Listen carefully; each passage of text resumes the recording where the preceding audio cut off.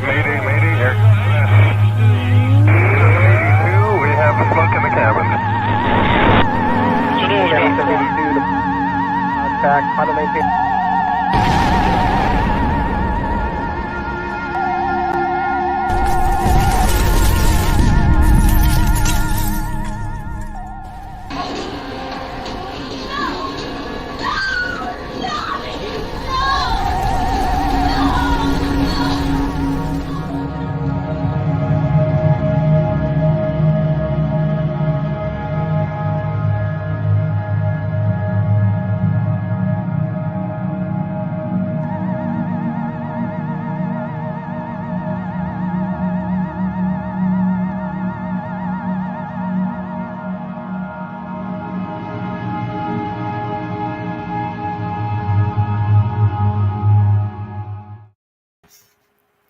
Hello, everyone. Welcome to Galactic Terrors, the online reading series that scours the known universe for scary stories, strange tales, weird horror, dark humor, and all sorts of literary oddities and grotesqueries from the weirdest, wildest, most imaginative authors writing in a variety of fascinating genres. We're doing a special show tonight in honor of women in horror, and to that end, I have a special guest host I'd like to introduce, Meghan Arcuri. She's a Bram Stoker Award nominated author. Her work can be found in various anthologies, including Borderlands 7 from Borderlands Press, Madhouse from Dark Regions Press, Chiral Mad, and Chiral Mad 3 from Written Backwards. She served as the vice president of the Horror Writers Association for over 4 years and is the recipient of the 2022 Richard Lehman President's Award. She recently made her first foray into children's literature with her non-horror picture book, Milk the Cat, published by Yap Jr. and art by Ugminos. Prior to writing, she taught high school math, having earned her BA from Colgate University with a double major in mathematics and English, and her master's from Rensselaer Polytechnic Institute. She lives with her family in New York's Hudson Valley. Please visit her at meghanarcuri.com or on Instagram, Facebook, and X or Twitter. Let's welcome Meghan.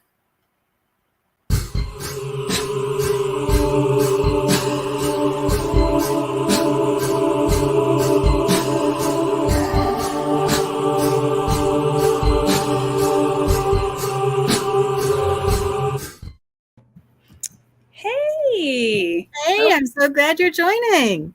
Thank you so much for having me. This is so much fun. I've been really looking forward to it. Yes, me too. We've done a number of these women in horror things. We were doing some through Syosset Library in the past, and yes. when I realized, oh, this is a good month. Wait, let me call Meghan. Yeah. Thank you. I'm so glad you called. yeah, it's really fun. Yeah. Well, I'm excited to be here for this special presentation for Women in Horror Month, and we have guest authors today. MOSHATY, KP KULSKI, and CARINA BISSETT, and we'll also be hearing from REBECCA ROWLAND, who will do a special chat at the end with us. Yeah, we're going to have a little chat about editing anthologies, which will be kind of fun, because I like short stories, and I like the fact that I can sit down and enjoy something for a little while and get on with the rest of my day and come back to it. Yeah. Right. It's a good quick hit. It's really fun. Yeah. Well, Women in Horror Month is a fascinating thing. And, it's been going on it started over 10 years ago. It was an international grassroots initiative which encouraged supporters to learn about and showcase the underrepresented work of women in the horror industry.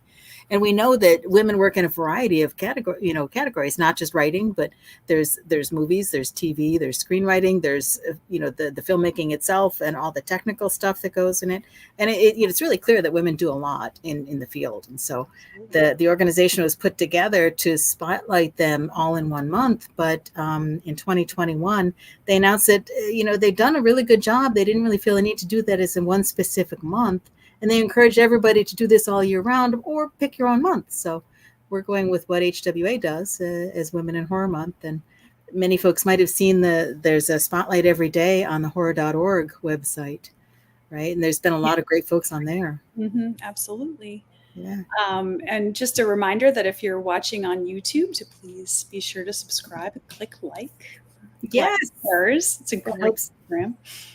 That helps people find us a lot more, which is very cool. And the other thing that I'll suggest as well is that you can sign up for our newsletter if you're interested in finding out more about what's coming up. And we don't spam you, even though I make the joke that I had a Southern mom who used to make spam sandwiches, fried spam sandwiches, which were actually really good, but I didn't know at the time that was considered strange. But yeah. No, we just send a couple announcements of what's coming up, and then one the same day with links in case you can't remember or find them. So right. And as somebody who receives them, it is not spammy at all, and it's very helpful. So cool. Well, thank you. Yeah, I appreciate that. Well, it's a lot of fun. So we have 4 people with us tonight, and recently we've been doing just 3. So what do you think we just jump right in and start talking with our folks? Do you want to do the first introduction? Absolutely. It sounds great. I am going to introduce MOSHATY. She is a horror writer, lecturer, and producer. As a cognitive behavioral therapist and lifelong horror fan, Mo has lectured with Prairie View A&M Film and TV program as a keynote, BAFSS Horror Studies SIG, Final Girls Film Fest Berlin, CineXcess, Fear 2000, and the University of Sheffield in the UK.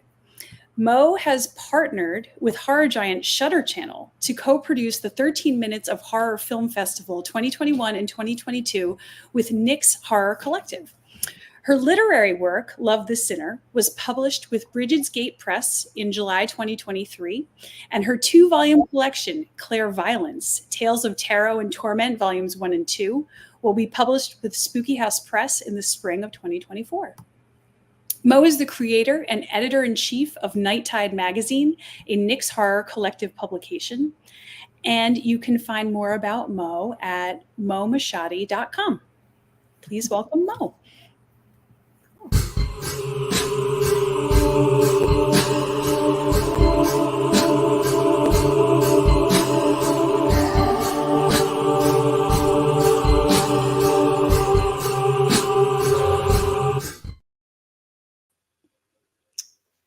Hi, everyone.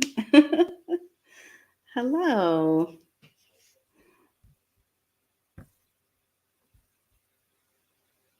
Can everybody see me? Can you see me? Yep, you're great, and okay. I can hear you. So we are excited to hear your words. Okay, I didn't see anything happening, so I know that feeling. Oh, thanks. Okay, go for it. Can't wait. Perfect. So my name is MOSHATY, like they had said. So what I'm going to read for you today is an excerpt of Clairviolence, Tales of Tarot and Torment, Volume 1. And it represents the 15th card in the major arcana, which is the Devil. And we're going to get into a story called The Fever Man. So a little trigger warning with this, there is talk of pregnancy, miscarriages, and mental health. So just for anyone's sake, if they would like to leave or come back, just to let you know that those are some content warnings for you at the beginning of this story. So, The Fever Man. Pam went into labor within the hour. 2 hours and 19 minutes later, the doctor came out to tell us our daughter was dead. My little Junie. Pam was reassured that there was no reason why she wouldn't make an astounding recovery, and we couldn't try again within the year if we wanted. As I looked up, hazy-eyed, a thin gray blob moved out from behind the doctor. It circled around to come right in front of me. I rubbed my eyes and it was gone. Stress. Pam was silent, despondent. That night at the hospital, she broke her silence. You named her Junie. I like that. It fit, I said. I knew she wouldn't make it months ago when I had the flu. Pam looked out the hospital window at seemingly nothing at all. What do you mean? Did you tell your doctor? I mindfully softened my clenched jaw at the distressing news. No, she was healthy up until then. Until the dreams started. I edged around the bed slowly as to not startle her. I wanted to rush her badly, crush her into me, take all the sadness away. Wearily, she turned toward me, and I had to nail myself to the floor to not react. Her lips matched her skin, and all the beautiful Highland green with vibrant orange flecks that had been pulled from her eyes and replaced with filthy seafoam. Pam, talk to me, I said. I grasped her hand and followed it up to the wrist and watched her skin goose pimple at my touch. Icebox hands, she'd tell me, when I tried to reach for her in the night. I instinctively apologized, but she didn't recoil this time, just laid there, watching nothing. He stands in the yard, she said. Who? The man in my dream. Every time, it's the same. I start the seedlings in the shed, I water them, I grab the flats to stick in the greenhouse, and he's there. Pam straightened and sat up on one elbow, and I reached out to steady her. What did he look like, I asked. Like nothing. Nothing? Pulling the helplessness out of my voice was getting harder. For damn sake, pull yourself together, man, I told myself. Like nothing. Static. I don't know. You could see through him, but he was darker somehow, like a shadow. Just standing there, like liquid in the middle of the yard between the shed and the house. I would walk to the left and he would move there. I would walk to the right and he would move there too. He just wouldn't let me pass. My mouth was horrifically dry and all I could muster was, that's terrible. And then I'd wake up and I'd have this weird sort of haze at the corner of my eye, and then I'd close my eyes and it'd go away. Just like that, every night. Like a gray blob. Her eyes widened in panic, and she turned her head quickly back to the hospital window and watched the light drops of rain that began to kiss the glass. Silently, I thought about how the hell we would explain this to people. And then I thought, screw them, who cares? I thought about helping Pam break down the nursery, or keeping it up and trying again. I thought about how many times we might go through this in the future, keeping house for a baby that might never join it. I thought about Pam and her broken heart and seafoam eyes that looked like they were searching for something. It would take another 3 hours for us to speak again. Pam would go on to tell me how the dreams would escalate. This fever man of sorts would start playing a mocking game of shadowing her, chasing her, to clutching her, and as of last night, eating her. Then his shadow darkened and began to color itself until it was a fully physical man, with brute strength and missing eyes and a mouth wider than its head, adorned with a million nail-like teeth. I'm going to take it all away, he'd say. She sighed heavily. I always thought he meant my life. Pam began to cry. She tightened her grip on my hand until her knuckles whitened. It was sleeting now, and it made a slapping noise that agitated me, slapping me awake to notice that the world keeps turning even in death, even in nightmares. Pam hadn't drank.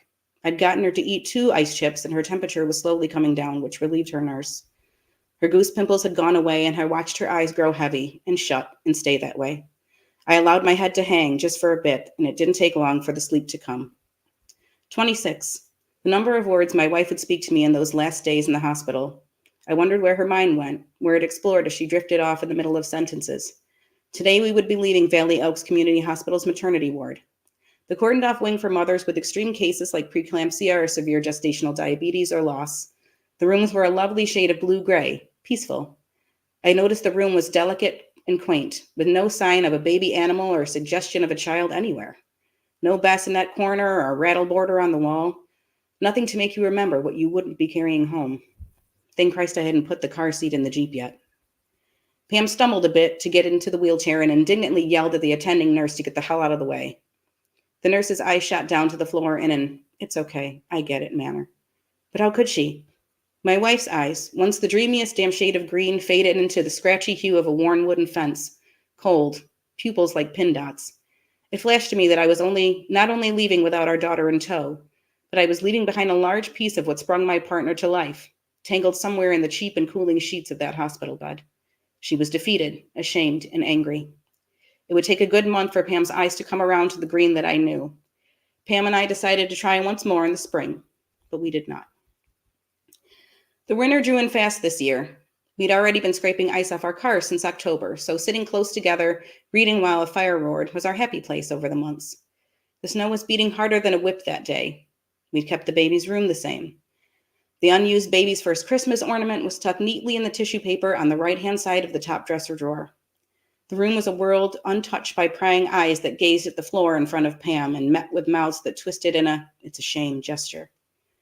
Within this cozy time, as Pam called it, we began to giggle as she circled inspirational outfits out of the Vicky's Secret catalog. Lacy things weren't usually her thing, but I wondered if she felt she needed them now. For what reason, I'll never know. She seemed hopefully happy, skimming and circling. I didn't want to interrupt her by saying that the old oversized purple t-shirt that hung off her shoulder still made me randy as all get out.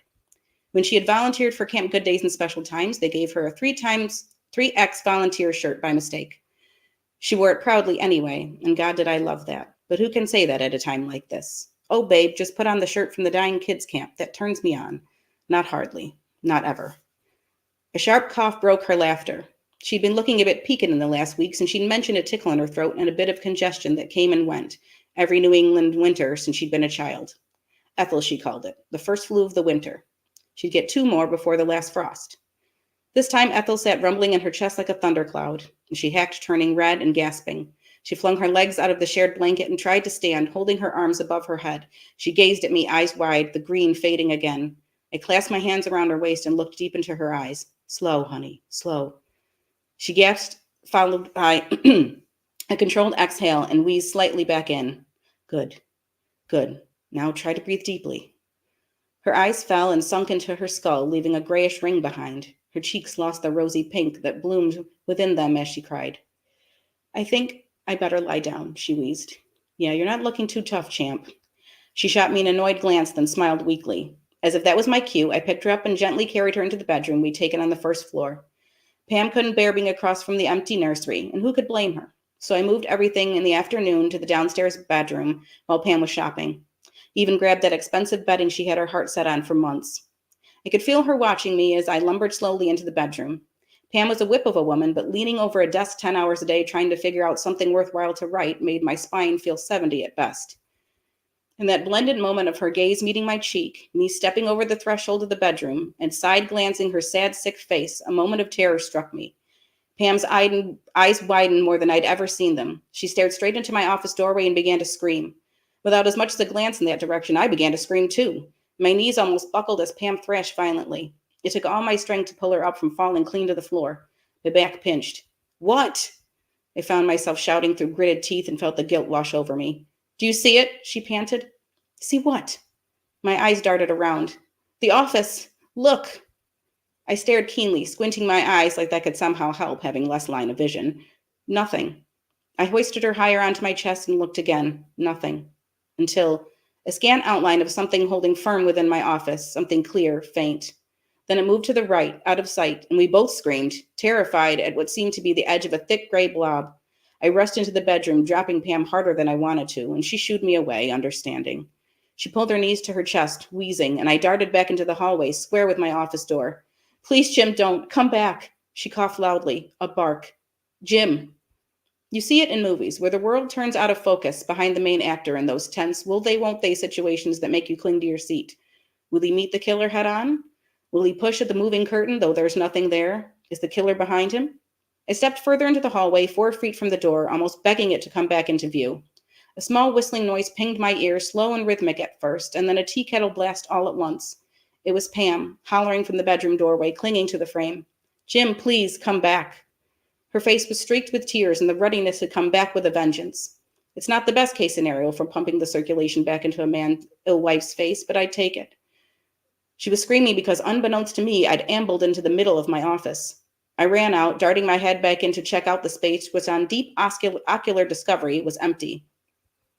No outline, no blob, nothing, but a wooden paneling and those red and beige checked curtains all country homes are supposed to own, no questions asked. I rushed back into the bedroom and scrambled Pam back toward the bed. Flinging the sheets back, I tucked her in and sat. I was breathless, almost panting. Her eyes held so much confusion and horror. It had come back, this dream figure, this blob. I patted Pam's head, damp and burning. Oh, babe, you're burning up. She clutched my wrist tightly, pulling it to her. You saw it, didn't you? I did. He's real. From my dream. He's real.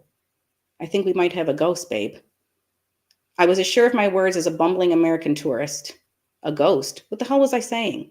I couldn't give her any comfort. I couldn't tell her she was hallucinating. I couldn't tell her she was just seeing things. She had a fever. My God, that's it, Pam. What's it, Jim? You have a fever. It came the last time you had a fever. But I had nothing left for him to take. He took our daughter. Took her right from us. Pam began to sob weakly, wheezing, breaking its hum.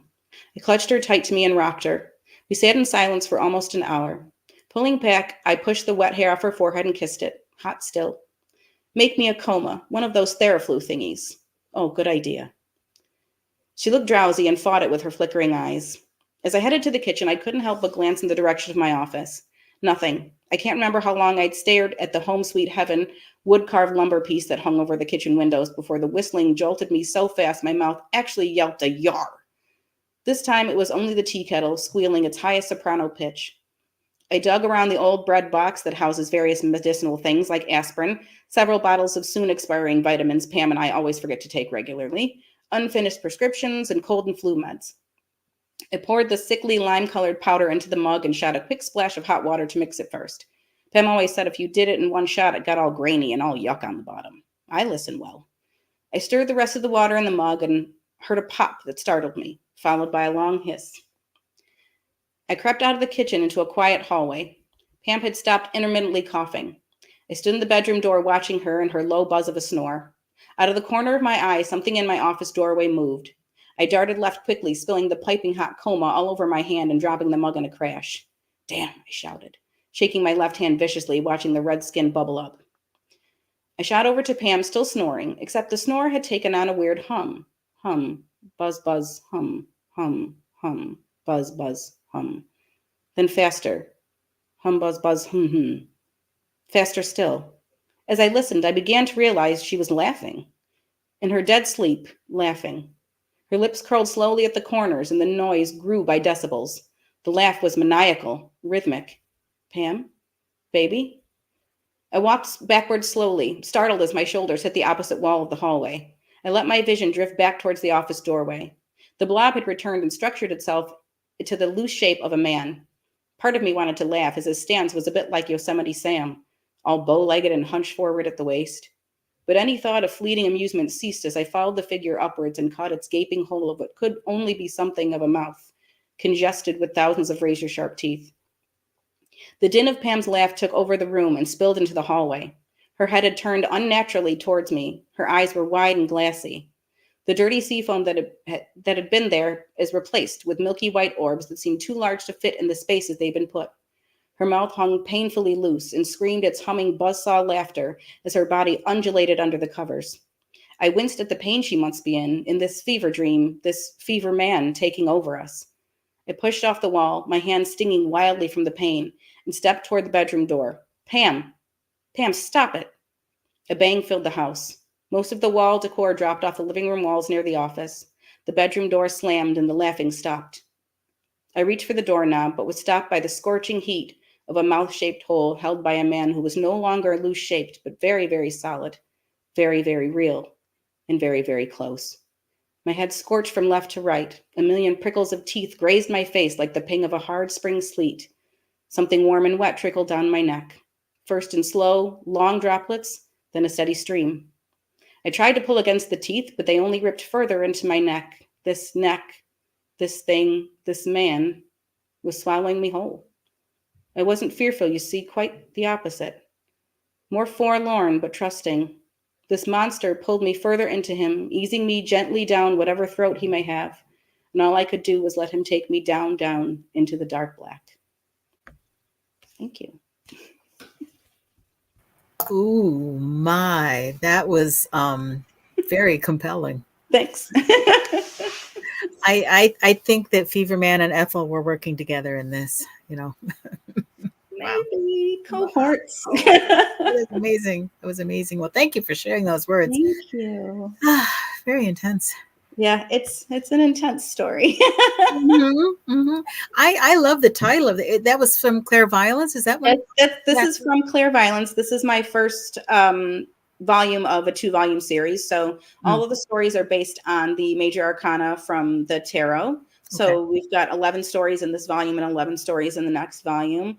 But this one represents the devil card, which not necessarily means an actual devil, but really the things that it defines, like controlling relationships and looking for things that letting go of things that tie us to the past, or getting lost in things, or holding on too tight to things that no longer serve us. Yeah.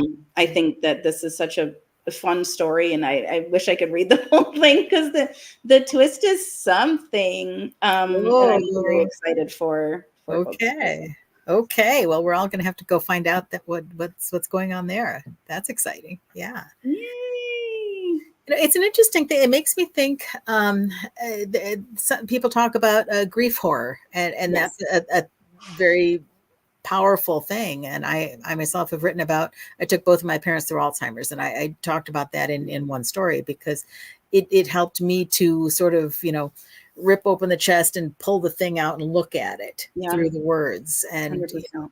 yeah. So what do you think that's an effective thing? Is that, what do you? I think it's super important. I'm actually going to be doing a virtual panel on grief horror for Stoker this year.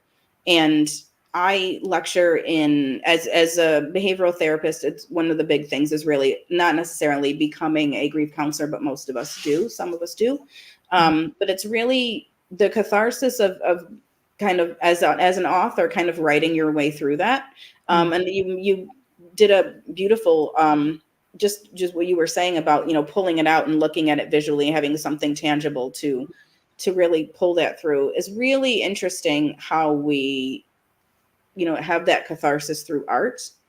And even like, horror films, watching horror films and seeing how much grief horror there is in horror films, like every ghost story, every haunted house is grief horror, and it goes back. And all those. Yeah.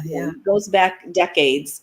And we're seeing more of that in not only horror films, but horror literary has been for forever, because I think we've all either lost someone or known someone who's lost someone and had to watch that grief play out. I mean, we have our 5 stages of grief, but they're never linear. We're always bouncing back in between all of them. We're reconciling, then we're begging for, to go back in time, or we're, this is why, we have things like, we've got mediums out there, and we've got, things like, this that are, looking for a string to attach us to what was, or bringing back something. I mean, something like, like Pet Cemetery, for goodness sake, like, not wanting to let that go. That's a huge grief horror. And I think that's what's been so nice, is to see how many permutations that can take in the literary space, because it's so visceral and it's universal.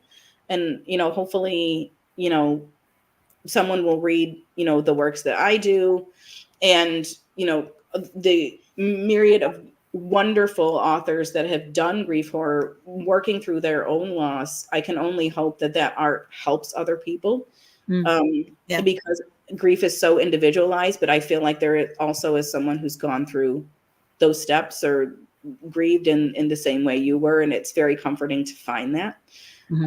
So hopefully we've been seeing that in film. We've been seeing an upswing of it since like post 9/11. So we're seeing a lot of that, people reconciling with that loss. But yeah, that's why I wanted to do the warning before. I'm like, I know, like, I appreciate that. I appreciate that. Yeah. But if anyone has any questions, I'm happy to take them. Well, we do have a comment from Tommy. I've not heard the term grief horror until more recent years, but this is true. We have been experiencing it for a long, long time. And I think now we're putting the words on it to say what it is. So that's definitely a wonderful subgenre. This has been fun. Thank you so much for making space for me to read this. Oh, thank you. I appreciate you sharing it. And I look forward to seeing and hearing more about movies and such, because I love going to Stoker and seeing the film show festival that's there. Yes. Ooh, yeah. So cool. All right. I look forward to more of that. Oh, thank you for coming on and sharing your words with us. Of course. Thank you. All right. So I'm looking forward to introducing our very next reader. KP KULSKI is a Hawaiian-born Korean-American author, historian, and career vampire of patriarchal tears. Channeling a lifelong obsession with history and the morose, she's managed to birth the gothic horror novel Fairest Flesh and novella House of Pungsu. I also want to add she's a 2023 Bram Stoker Award nominee for Superior Achievement in Short Nonfiction for 100 Livers in Unquiet Spirits, Essays by Asian Women of Horror from Black Spot Books. She bartered 9 years of her life to the U.S. Navy and Air Force for food and later taught college history to a captive audience. Trapped by a force field, she currently resides in the woods of Northeast Ohio, where she probably brews potions and talks to ghosts. You can find her online at garnetonwinter.com. And I'd like to welcome our next reader, KP.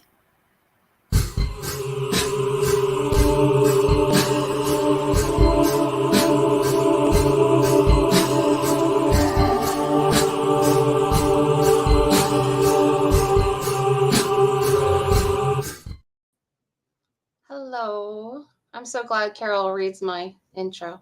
Sounds so much better. So I'm going to be reading kind of a throwback today, Fairest Flesh. I'm reading the beginning of it. So a little bit disclaimer. First, I think in the interest of trigger warnings, there is violence to animals in it. So if that's a thing, you might want to tune out in the segment that I'm going to be reading. And I also want to say that there are some pretty awful people, POVs here, and I do not share their perspective. All right. Part 1. In the Woods of Hungary. The year 1559. Hanga pointed to the rabbit in the snare. Get it. Most children at this age still bore some charm that kept parents doting, but Hanga's girl had been a prune from the start. Hanga did not dote on anyone, and least of all this ugly child. The girl lifted the trap, her lumpy face brightening. Mama, can we keep this one? You need to learn that there's more important things than furry creatures. There's power and the powerless. What do you think we'll eat for dinner? The girl scrunched up her face. I don't need to eat meat tonight. I'll just eat the greens. I don't want to eat meat ever again. Little Dorothea peered into the cage with a frown, dull eyes turning glassy. Life's harsh lessons would be worse for this child, looking as she did. She needed skills and toughness. She had grown old enough to learn both. Come on, girl. We got to get back. The rabbit hunched within the trap, frozen in quiet terror, waiting for the end. It knew as much as Hanga knew, that life held no comfort, only pain, medicine, and truth. You can eat the greens, Hanga said when they returned to the tiny cabin. The sun rapidly closed the distance between the dome of the sky and the treetops. Really? Dorota perked up, hope dawning over her features. I can keep it. Can I name it? Yes, Hanga said. Best to learn when attached. Medicine was rarely needed in times of calm or with strangers. She let the girl hold the tiny thing. Not much meat on the animal for eating anyhow. And they ate greens together, and the rabbit relaxed, tricking itself into hoping. Hope is a trick. Comfort is a trick. Asleep, the child curled around her pet, fingers entwined in its fur. Peacefully, both dreamed in the warmth of their new companionship. Rabbits scream when they are hurt, just like people. When the stone Hanga held smashed the legs of the rabbit, it woke Dorothea, who jumped to her feet and joined in with her own panicked shrieks. She rushed and sobbed and tried to soothe the creature she loved. It bit her in its terror and pain. Good. Now it is the time to learn medicine, Hanga said, dropping the reddened stone. The year 1568. Hanga handled the new bud gently, one among the many in this clearing. The blooms were quite a lovely sight, both for the delicate snowy cups and the unique medicine that only she knew how to brew. Time to teach the girl, someone to pass it all along to. Dorothea plodded over, her arms gangly. The rest of her body would catch up, but it wouldn't help make the girl any less homely. Hanga felt her lips curl. She no longer tried to disguise her repulsion. Best the girl knew disgust and accepted it. When she grew to womanhood, it would be all anyone would ever see. Soon the entire clearing would fill with blooms, turning the ground into a blanket of perfumed, snowy white. They would last into the frosts of early winter. Gathered at the right times, the petals eradicated pain, or with enough of a concentration, eradicated life. Hanga showed the bud to Dorothea, carefully opening the petals. In the center, a small pot of red contrasted against the white.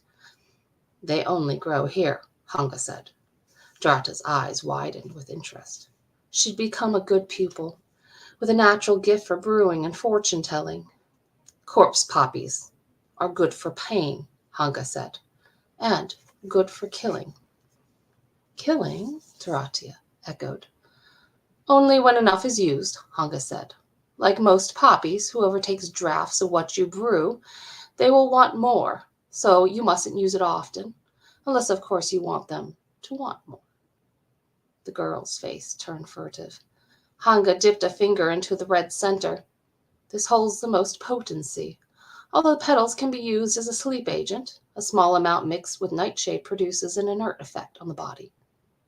A person or animal will become unable to use their limbs or move, but can swallow and are awake. However, the tongue will not obey speech. If continually administered thereafter, it will cause eventual death, Hanga said with a scornful smirk. I'm sure you can imagine uses for such a thing. Yes, Drata said. A large bruise on the girl's face that had just begun to fade. The stupid girl needed to learn how to properly launder linen. A large jutting rock in the stream taught her the lesson well, and since then their linens had been well washed. Very well indeed. I can think of many. Good, Hanga said, rising to her feet. Mother, what is it? The girl kneeled, studied the bloom closely. Well, what is it, girl? Drata looked at Hanga.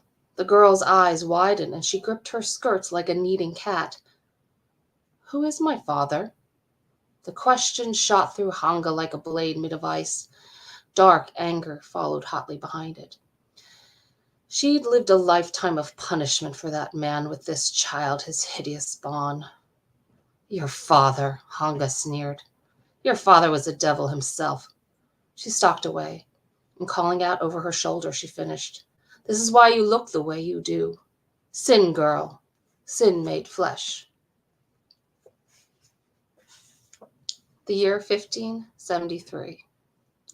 Jaratia tied a rope around her mother's stiffening ankles and dragged the empty husk to the gravesite. The first light of the deep woods was not the same as the light out in the open world. Dawn arrived gray and broke through the canopy as a shadow maker, painting some leaves black, others vibrant green. Deep graves were difficult to dig in the woods.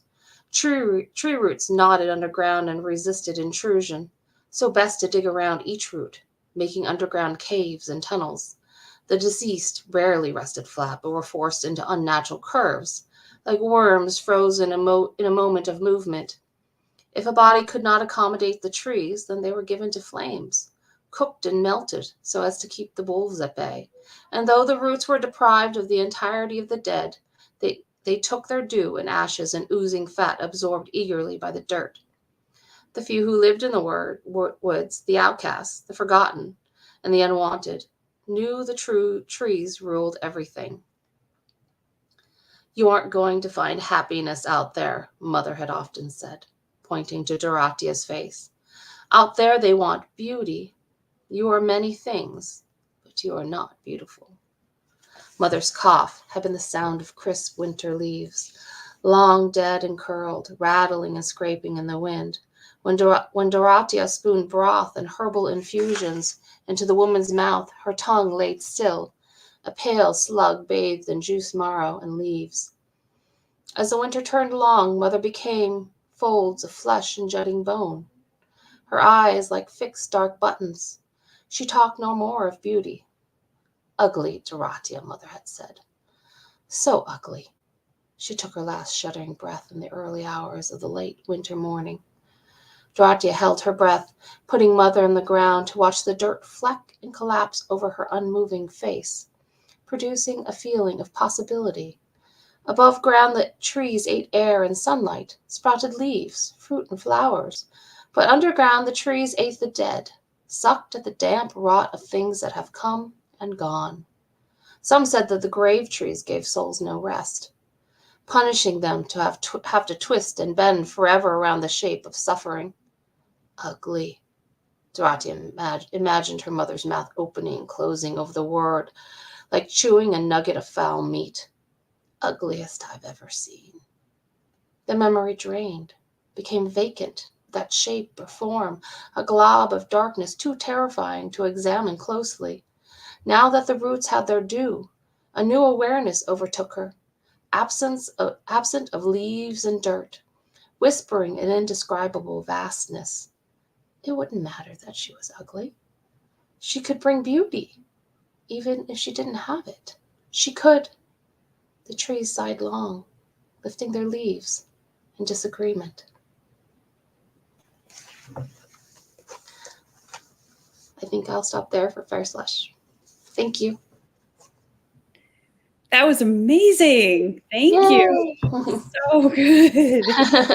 I was wondering as you were reading, I don't know anything about flora, and was a lot of that real, or is it part of the fiction? And if it is real, like how much research did you have to do on that? And kind of in the middle. Okay. So I did do some research to it, but I also wanted to create a very specific effect. So like the corpse poppy and those were my creations and totally fictional. Yeah. Okay, great. So I did do some research, but it was kind of important to me that it served the story. Absolutely. And because I noticed you were or are still a history professor? I'm no longer teaching. Yeah, but I was. Yep.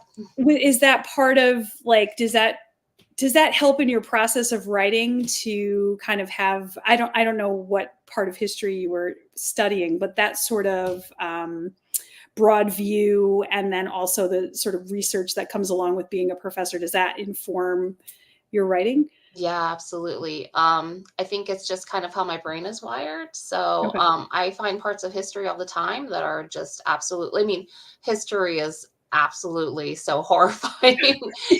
There's so many parts of it that's like, oh my God, that actually happened. Right. So, I think it's just inspiring oftentimes. Weirdly enough, so when I taught all different parts of history where they kind of needed me. But, my area of expertise has been between modern East Asian history and classical and medieval history. So, yeah.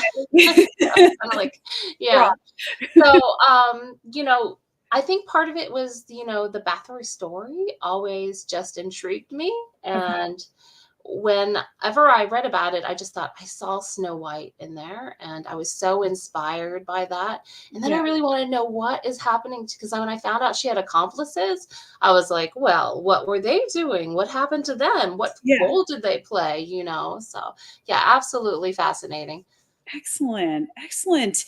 I wanted to, I think I've met you once, maybe at StokerCon, but I had encountered your writing with Don't Break the Oath, volume 4 of the Women of Horror anthology. It's Candicia Press.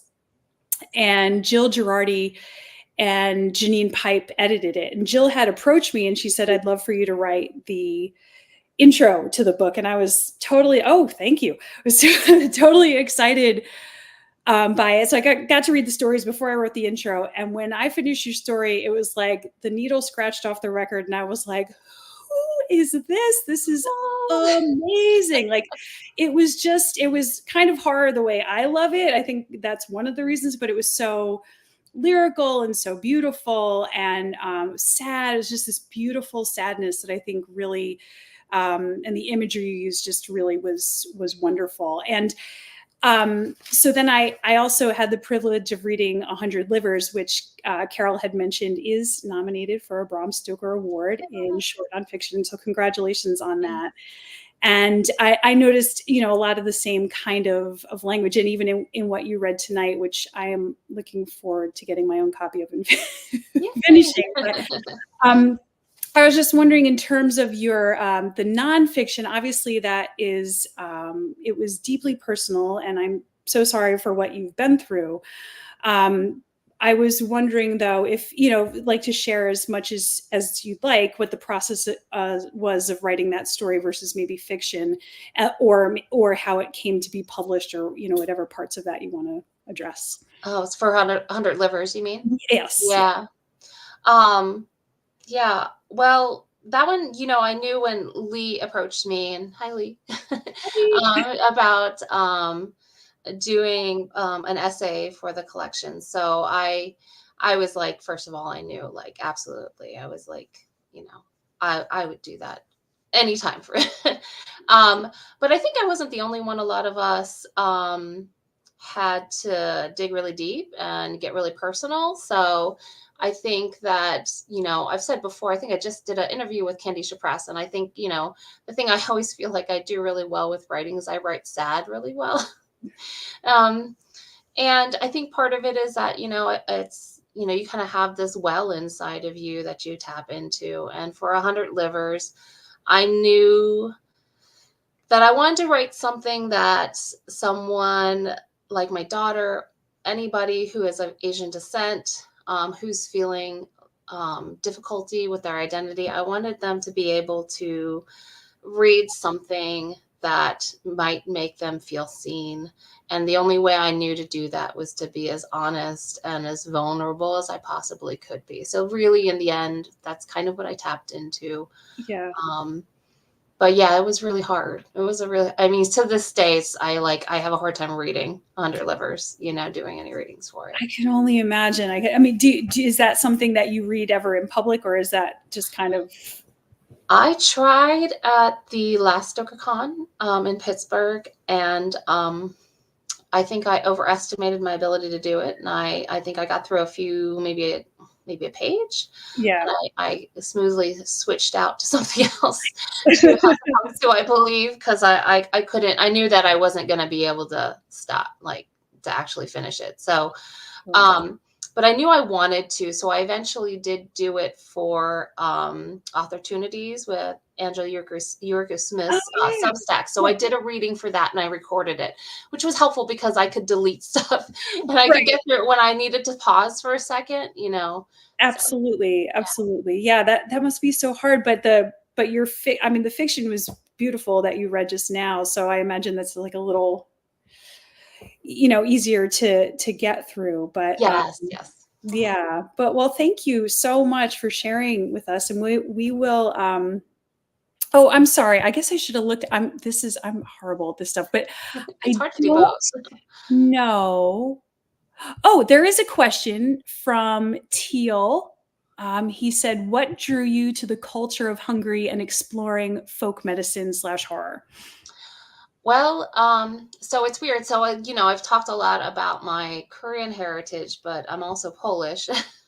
You might not be able to tell with the name, KULSKI. But as I was doing a lot of research on my own family history on that, I ended up finding out that I had links to Hungary as well, going back from my Polish side.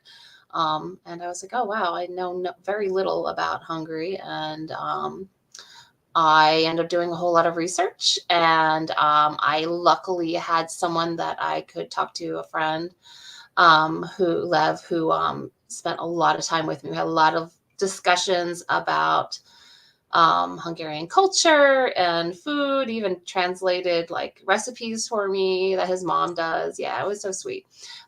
So yeah, that's kind of how it led me there. And I got to explore that whole world through Elizabeth Bathory's. Oh, very cool. I don't see any other questions, but there are comments that from Mark Matthews can confirm Fairest Flesh is an amazing and rich read. Oh, thanks, Mark. Lee says, for history, musings, and horror, recommends subscribing to KP's Substack, which sounds amazing. And she also adds, I still cry, and I've read it multiple times. So I think probably of your nonfiction story, but just beautiful. Your writing is beautiful. Thank you so much. So thank you for being here, and we'll have you on at the end. And we'll get to our next reader at this point, CARINA BISSETT. CARINA is a writer and poet working primarily in the fields of dark fiction and fabulism. She is the author of numerous short stories, which are featured in her debut collection, Dead Girl Driving and Other Devastations, in 2024. And she is also a co-editor of the award-winning anthology, Shadow Atlas, Dark Landscapes of the Americas. She's a 2023 Bram Stoker Award nominee for Superior Achievement in Short Nonfiction for Words Wielded by Women from Apex Magazine. Also, CARINA has 2 poems nominated for the Rhysling Award.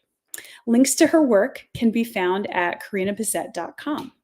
And now let's listen to CARINA.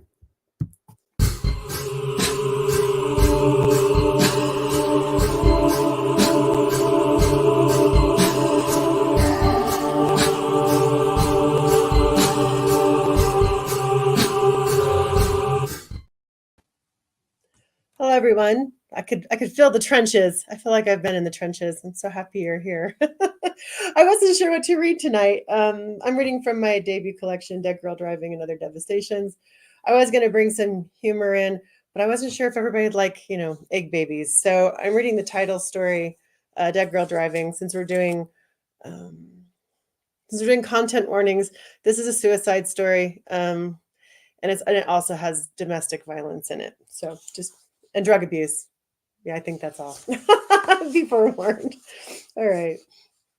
Here we go. Dead Girl Driving. My boyfriend killed me. Of course he did. My 7th death. Too bad for him it backfired. That was the real shocker. The bruises around my throat faded and bloomed like a collar of black roses on Brody instead. My godmother had changed the rules, and I didn't know what that meant. I gagged a little as I came back to life. God damn it, I shook my fist at the ceiling of our ratty apartment, even though the one I cursed didn't live in no heaven. A crack ripped through the old plaster. This ain't none of your business. Beaks rapped at the 3rd-story window, 7 crows, there to witness Brody flailing against invisible forces strangling him as he'd done to me. One last kick and Brody went limp. The bird's incessant tapping abruptly stopped. The back of my throat tickled. I coughed up a black feather, followed by 6 more. This is going too far, I yelled. It's not supposed to work like this, and you know it. The room stayed as silent as a tomb. I chucked a half-empty bottle of whiskey at the window and missed. Damn glass didn't even break. 2 crows fanned their feathers and danced on the seal. Cheeky bastards. I lit a cigarette and crouched down next to Brody on the orange shag carpet. You stupid shit. The crows bobbed back and forth from their perch. I ignored them.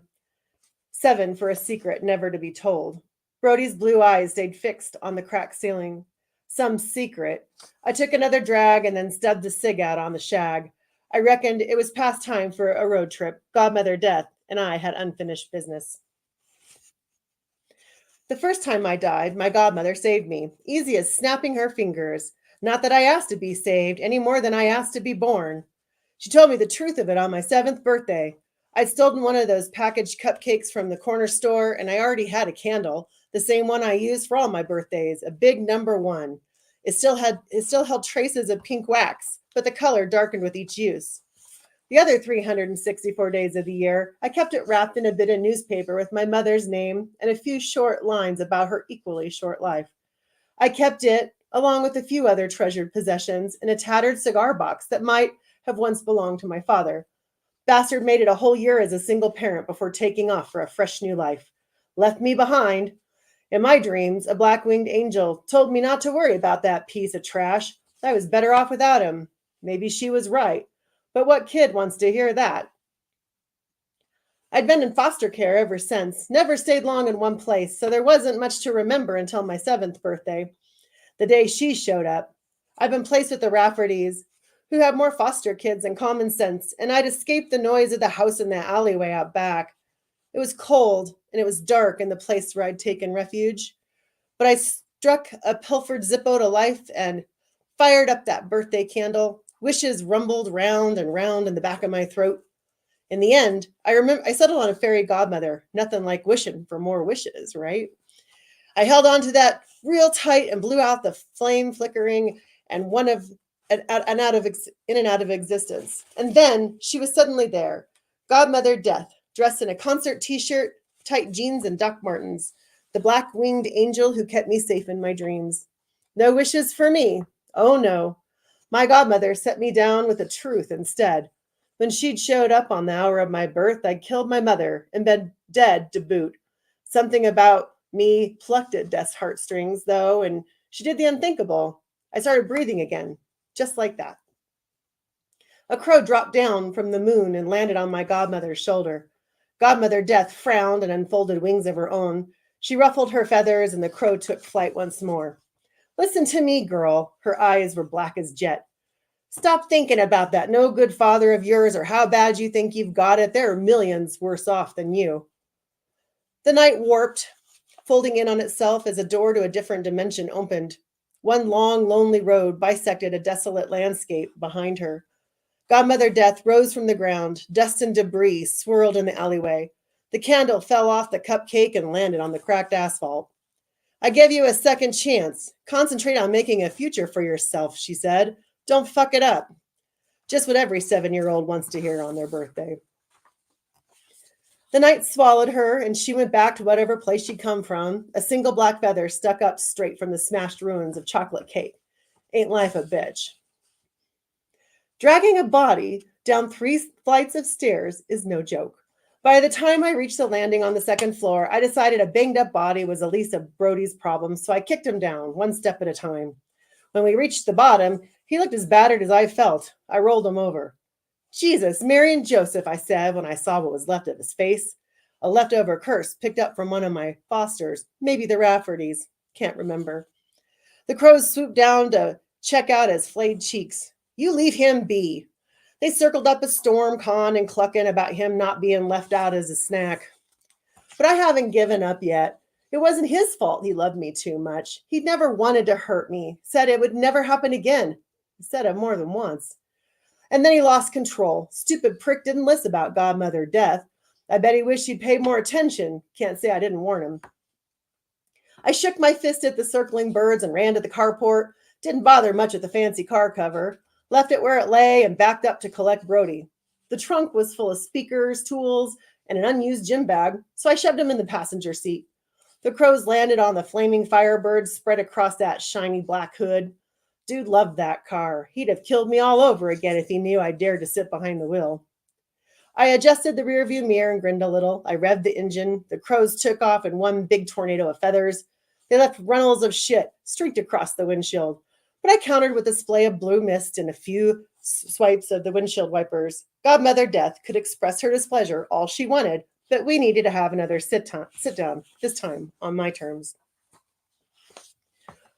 It was the boy on the corner store who killed me the second time.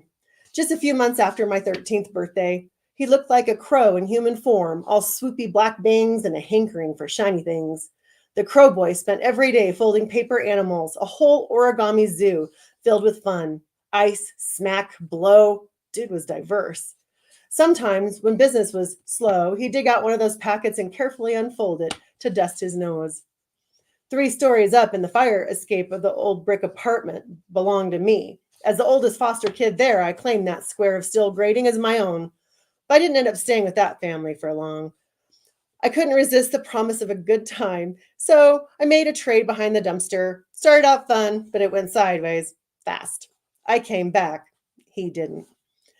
Godmother Death was waiting when I returned to the living, and she was as pissed as I'd ever seen her, wings spread wide enough to block the full moon. A black bird balanced on each shoulder. Blood trickled from her nose, and she was none too happy about that. Stupid girl. She wiped the smear from her upper lip with the back of her hand. What have you gotten yourself into? I pulled my knees to my chest. My heart hammered like I'd been sprinting. What are you doing hanging around with this? Godmother Death kicked the crow boy's foot. You should know better. My stomach lurched. What happened? My voice slurred like I'd slammed a 6-pack of wine coolers, and maybe I had. What happened? What do you think happened? Godmother Death beat her wings twice in agitation. Her feet hovered above the ground for a moment. The blast of wind sent paper tigers tumbling down the alley. You died.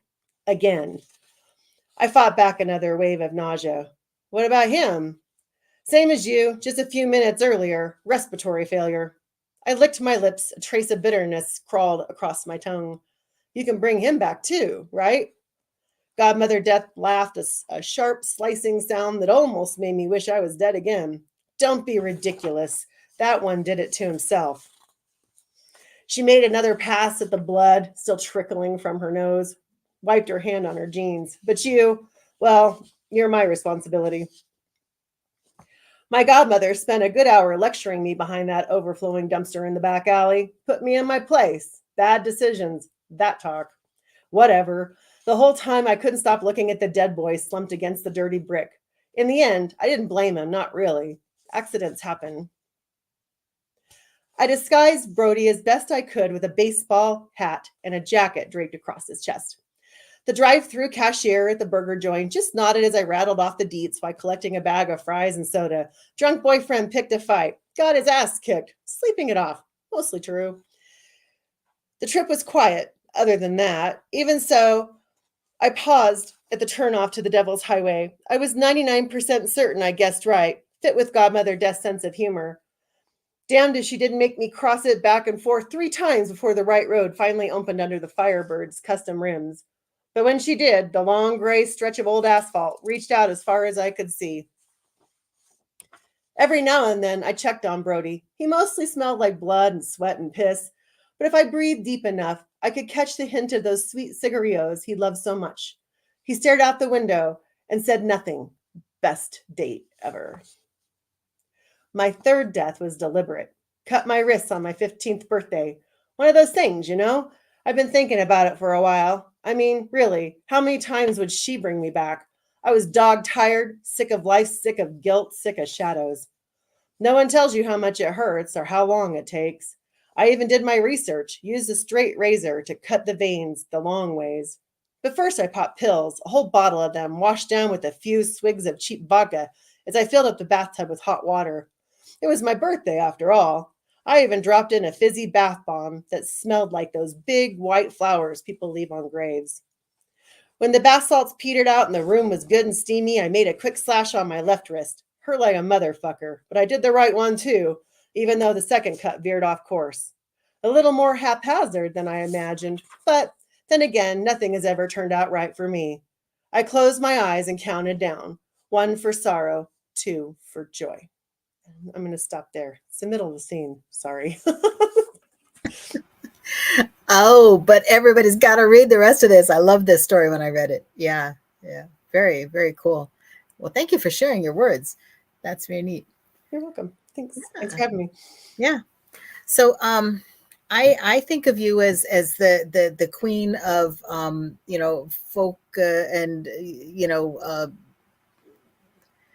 like Grimm's fairy tales and all these different things that are wonderful inspirations for works. But what made you think of doing this one?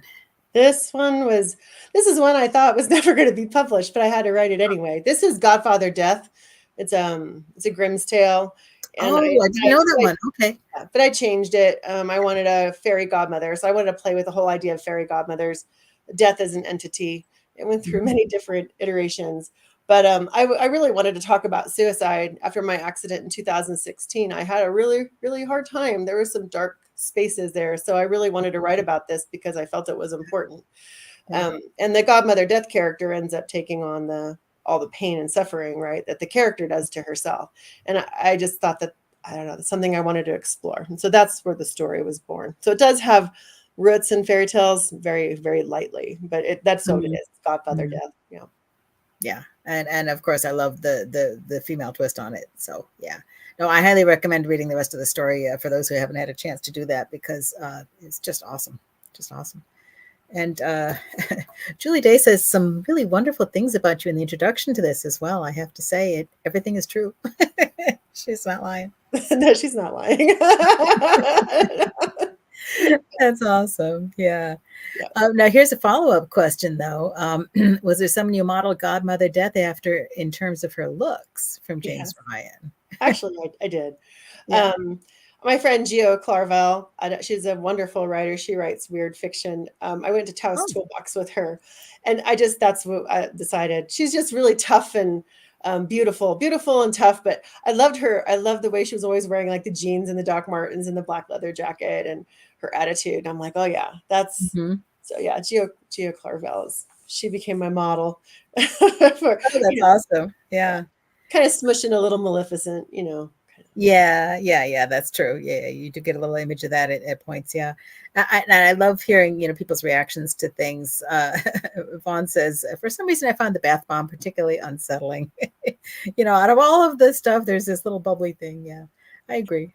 It gets worse.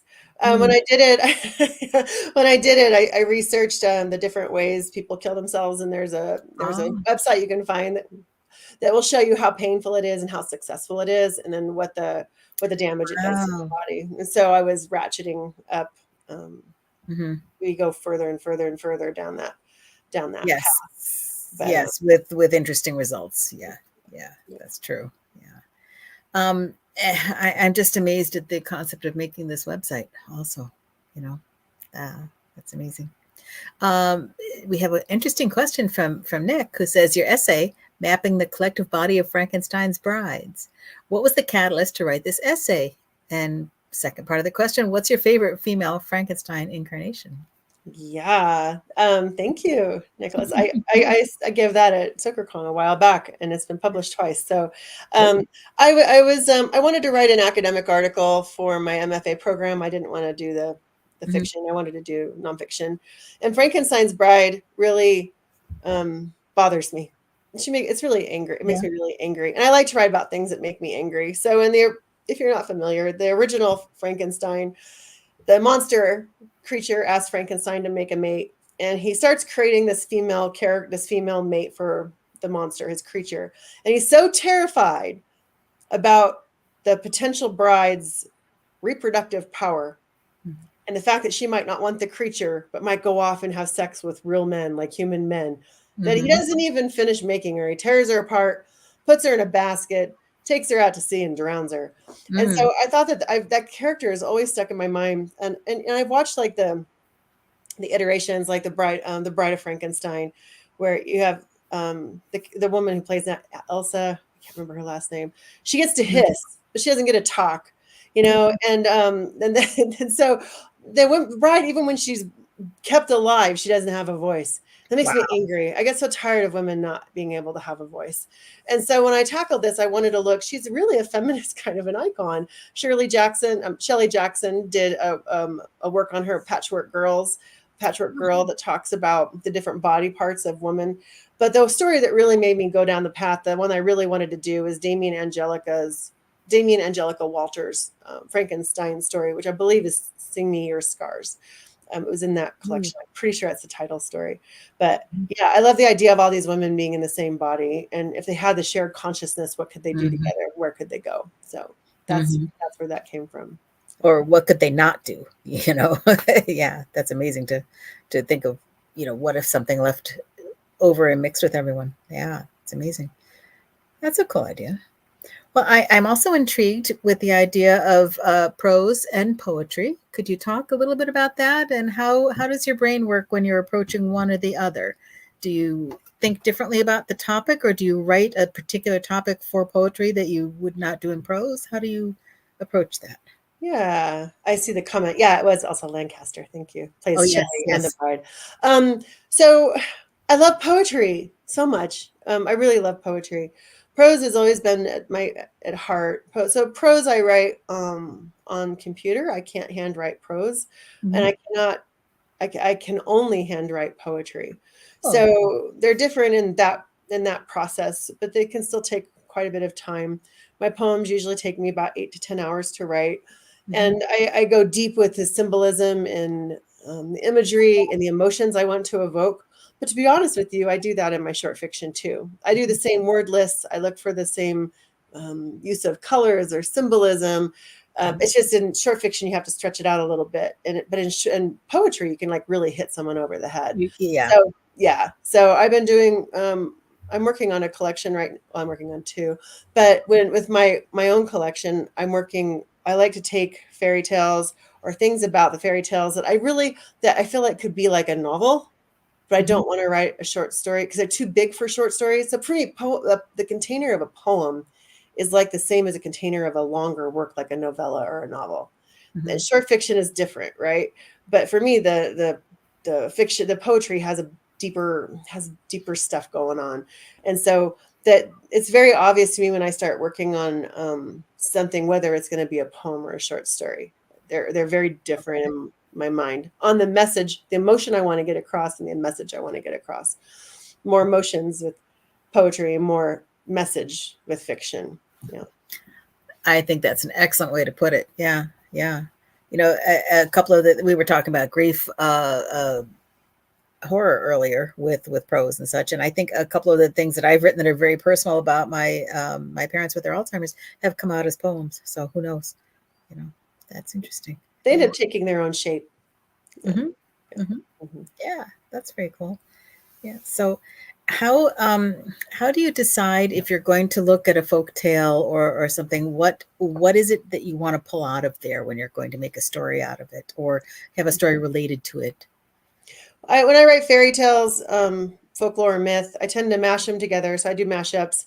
Very often, you won't recognize. I mean, there are a few exceptions, like Rotten is a Snow White story, but most of the time, unless you're really well versed in fairy tales, you aren't necessarily going to see what I'm drawing from. It's like a game for me. But I tend to go to ones that piss me off the most. The things I write angry, guys. I write angry, and so the things that make me mad, those are the things I go to write because I want to change them, or I want to, you know, I want to make I want to bring them to forefront. So I write about silenced women often. That pisses me off. The Little Mermaid makes me angry. Snow White makes me terribly angry. When women are hurting other women, that makes me pretty angry. I get tired of that.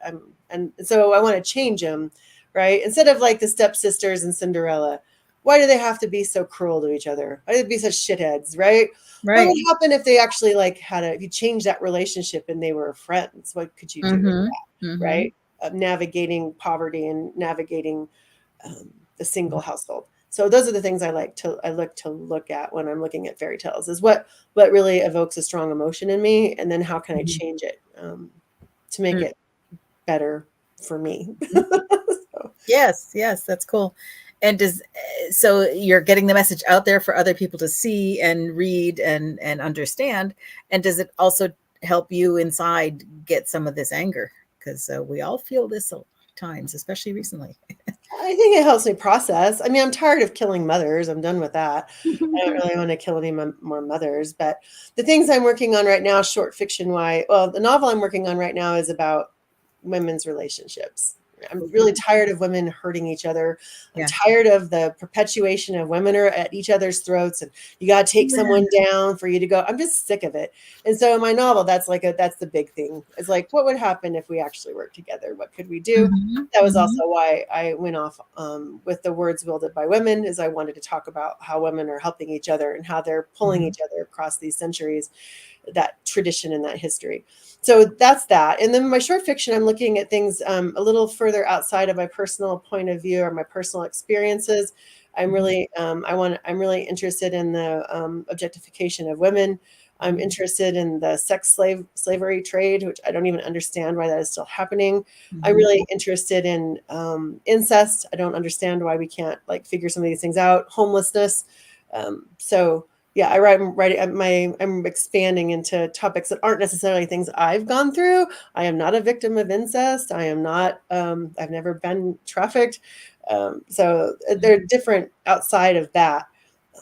But there's still something that I want to talk about. I want to explore and talk about and discuss.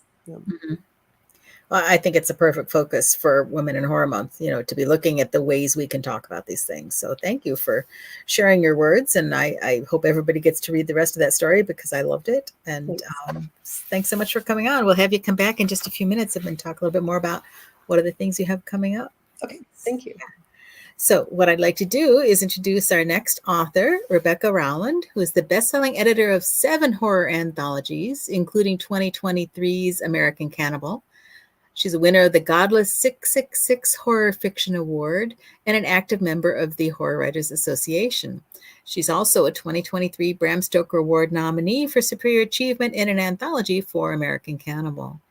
Her speculative fiction, critical essays, and book reviews regularly appear in a variety of online and print venues.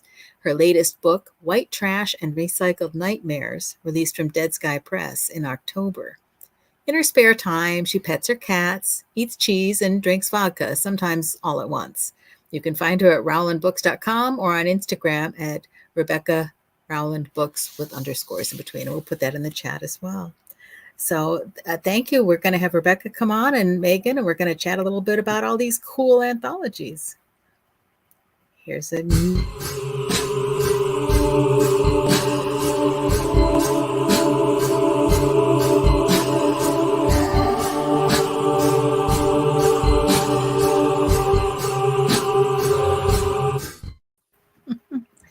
Hey, thank you for joining us. Hey. This is great. You wound up in the middle. That's terrific. Yes. It's funny when the screen's narrow. I love when you're online and I say, oh, over to the right. No, that's the right. Oh, darn. I don't know. Yeah. How are you? I'm good. How are you? Good.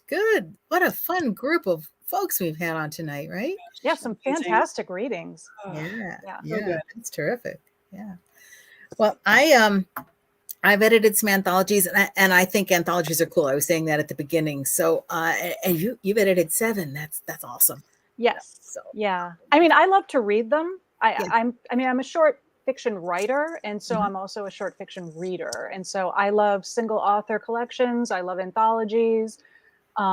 It's the best place to discover new writers. yes, yes, And I mean, I would say my own recreational reading, I'll read a novel and then I go to an anthology and then a novel and a short fiction collection. So okay, yeah, I love it. yeah. Well, that makes sense. And sometimes you don't have time to get into a whole book before you have to go do something. Right. Right.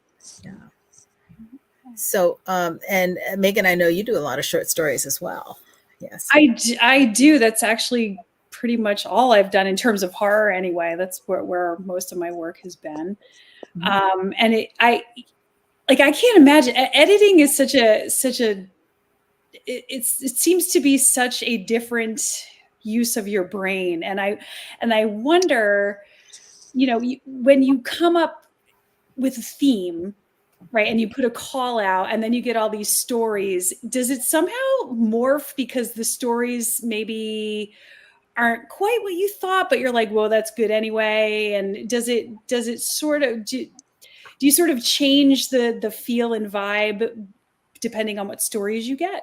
I did with one anthology. So I had an anthology a couple of years back called The Half That You See. And I know an HWA New England chapter member, Rob Atone. That's actually where I met him. He submitted a story. He had a fantastic story in there.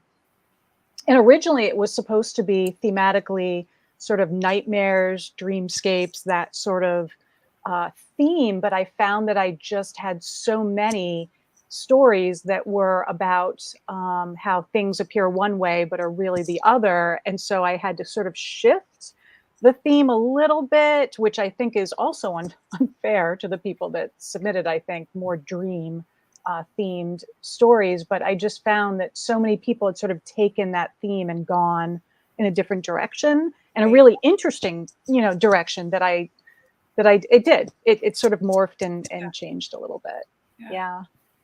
And do you ever take like the stories that, were great but didn't quite fit? And have you ever just like done a whole anthology without another call and be like, oh, these are amazing? Yes. So there were a couple of stories that were so fantastic for The Half That You See, but they didn't quite fit with the other stories for whatever reason. And I had been pitching a queer horror anthology at the time. And there were a couple of stories that just happened to fit into that. And so I contacted the authors and I said, I can't use it for The Half That You See, but I have this one coming out called Unburied. Would you be interested? And most of them they're like, they jumped right on. And so it worked out really well. I've been really fortunate. I really have to say, and I say this all the time, I've been so fortunate in my anthology editing experience. The authors that I've worked with, they're just fantastic. It's just been I haven't really had I'm going to jinx myself now. I haven't had a terrible experience really at all. I've loved every book that I've worked on. That's great. Oh, that's cool. That's cool. And how do you, all right, I love this. I'm going to put this in the chat from The American Cannibal. It's such a fabulous theme. But there's this one line that's in there in the blurb. Those who do not learn from history are doomed to repeat it. Emphasis on eat it. So I just think that's hysterical. So was that in your head from the beginning, or did that sort of evolve as you did the book? No, the tagline, I really have to give, so Douglas Ford, who's one of the authors in the anthology, was so wonderful about letting me sort of spitball ideas with him as far as promotion, even when I was starting to kind of put the collection together and just trying to think of, what I was going to do with it. He was just a fantastic ear And I said, oh, I'm thinking about, and I sort of had started with that, those who don't learn from history. And he said, well, why don't you just take parentheses and put it around the REP?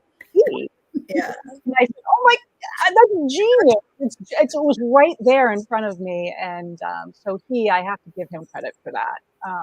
It's awesome. Yeah. Awesome. Yeah. Anyway. We get Michael Jackson to eat it as well. No, that's something different. Yeah. Well, one of the things I think is fascinating is to talk to editors about how they decide what order to do the stories in the book. Yeah. So do you have a methodology, or? I do. So Ellen Datlow, I think it's so funny because when I started doing anthologies, she is just, she is the role model, right, for Yes. anthology editing. And so I studied her anthologies, really to the point where I think she might have wanted to get some sort of writ against me. And sort of in fact, I ran into her at Stoker last year. She was coming out of an auditorium, and I saw her and I froze. This weird fangirly sort of moment, and I just said, "Oh my God, you're Ellen Datlow!" And I did this, and I could look on her face, and I could tell it was she thought, does she have enough space to run? Do I have a weapon? You're fun. She was so lovely. She went over to me and she actually hugged me, and I still do think she was patting me down for weapons, but I've studied everything, absolutely everything she puts out. And then I'm just so type A. I read everything I could about anthology curating. My method, Cannibal is different because Cannibal is a historical fiction anthology. I went chronologically, and it worked so well. It just went it worked so well. So that was very easy. Everything else, what I learned is that the two big spots that you really want to choose for your anthology is it's the opening story and the closing story. Mm-hmm. And also the second story. So the first story in an anthology should be not necessarily the strongest story, but the one that embodies the theme the strongest, right? It can't be, it can't do anything experimental. It's got to be something that's going to, if someone were to read the first story, have a very good sense of what the rest of the anthology should feel like. Okay. The closing story should be essentially the mic drop story. It should be, and that's how you do the theme. Pow, that sort of impact. My favorite stories are always the second stories, because those are the ones that are, at least for my organization, the quirky ones, the ones that are very strong, embody the theme, but do something very unusual, something where they couldn't be the first story because they take on a very unusual voice, or the setting is outside the norm. The one that comes to mind, an anthology I did it was all psychological horror. The second story in it is a story by C.W. Blackwell, who wrote this horror Western. And it was so unusual and so different from any of the other stories in that collection, but so good and so just all consuming when you read it. And so I knew, I'm like, it's got to be in that second slot. So and then for the rest of the stories, I just try to make sure that we don't have the same point of view back to back. That the tone is different, the mood is different, the approaches are different. I never like to put similar stories next to one another, because I think a reader wants that variety. That's why they read an anthology. Mm-hmm. And that way also they can tell they've finished this story and they're on to another one. Yeah. Yes. Yeah. Because right. people are just turning the pages because it's so good. Yeah. Yeah. It seems cool. like putting maybe an album together as a band. Like, do you draw inspiration from any particular artists, or the ways they put their music together on their albums? Oh gosh, No, but that Hmm. gives me an idea. I think that's my next.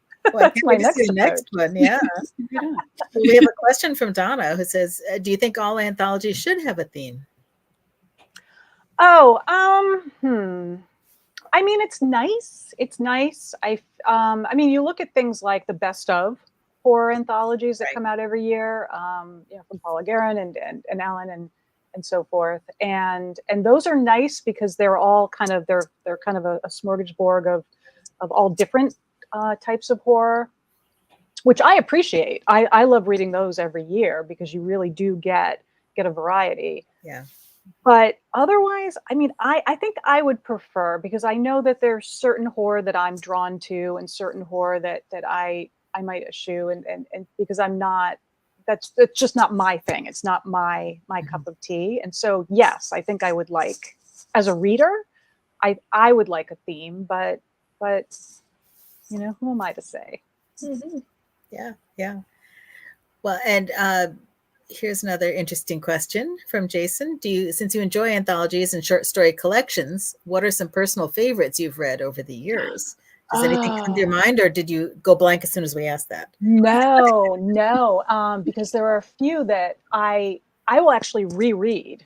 And one is Eric Sundquist's Violent Vixens, and it's so neat. I want to say it's about it was pre-COVID, so I want to, and it's all grindhouse women in horror, but it's taking women, and it's so empowering and so feminist and so badass women.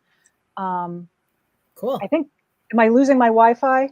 Well, your picture is holding still, but we hear you just fine. So that's just great. Keep going. It'll come back, or it won't. One or the other. Okay. Well, that's a very attractive still I have going on there. There we go.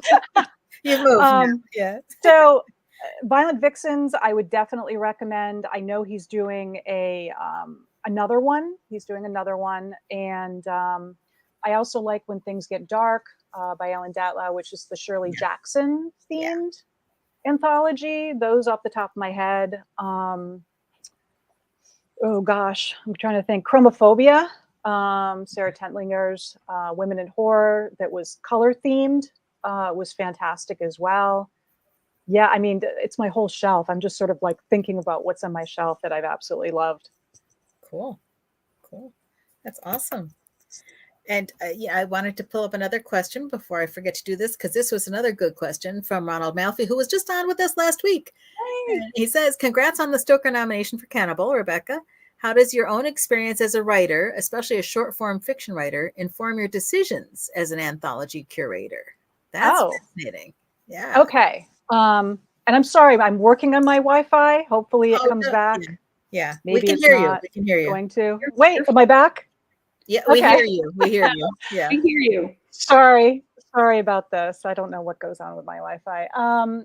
As a short fiction writer, I mean, I think I would say that my strength as an anthology editor lies in the fact that I am a short fiction writer primarily, and I think that editing, promotion, everything, ordering, everything that goes, recruiting that goes into putting together anthology can be learned, but I think empathy cannot. And there have been so many, and I guarantee every woman on this panel today can say that they've worked with an editor that maybe, was disappointing in the sense that they didn't maybe have the kind of empathy that you would get from someone that is primarily a writer. And no names. no names. And I think that that's also learned. I think that, sometimes people take on editing and think like, oh, well, this is going to be, I'm going to run this like a business. And in one sense it is. You do have to market, it is a product you're putting out, but you also have to keep in mind that you're working with people who are giving their art to you, and they've created something for you, and they trust you. And so I think as an editor, you always have to treat every single writer as if it's you. how you would want to be treated. And so I think that being a writer, that's something that I'm proud of. I think that that's my chief strength as an editor. Mm.